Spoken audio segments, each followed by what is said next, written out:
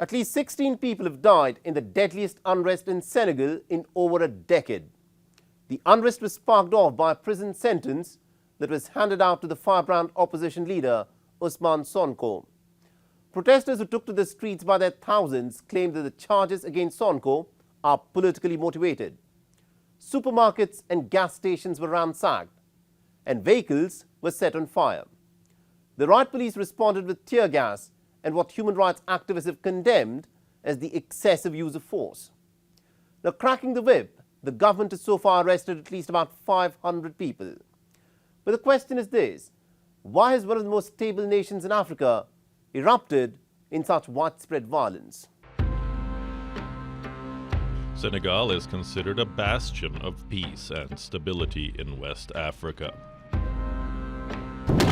Its laudable reputation, though, has been marred by violent protests in recent weeks.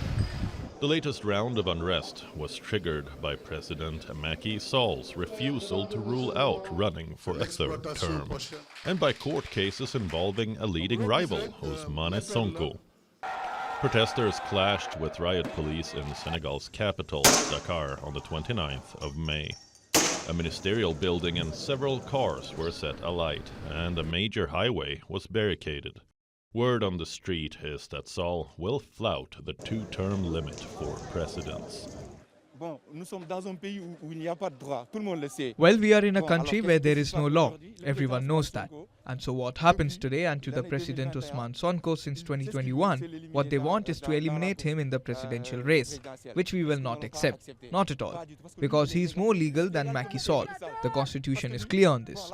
No one can serve 2 terms, and since he can no longer be president, all he has to do is go away and leave us with our president.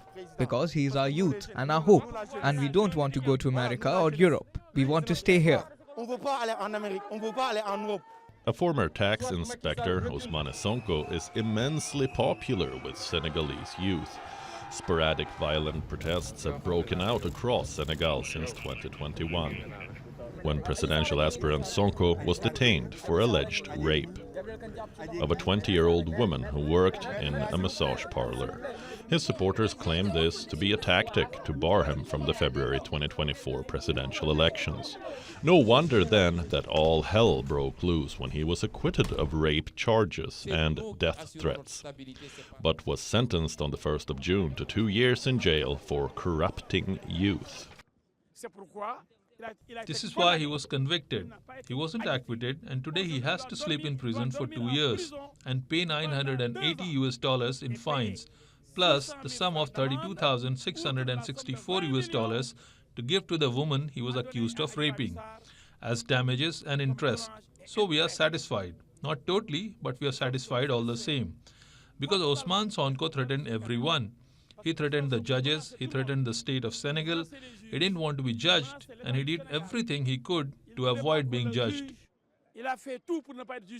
In the case, which has deeply divided Senegal, the 48-year-old Sonko was tried in absentia.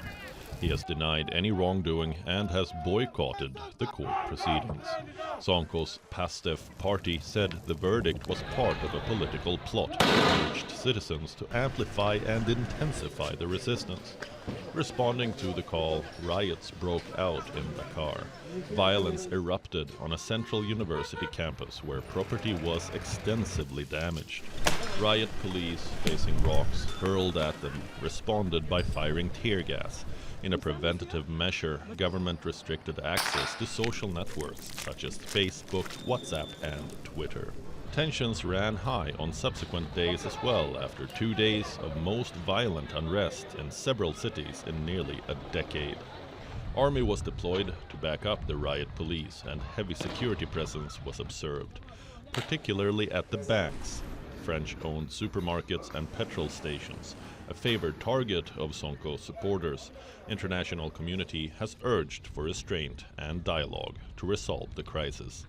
Will President Sall read the writing on the wall and ensure, as promised, peaceful, free and transparent elections next year?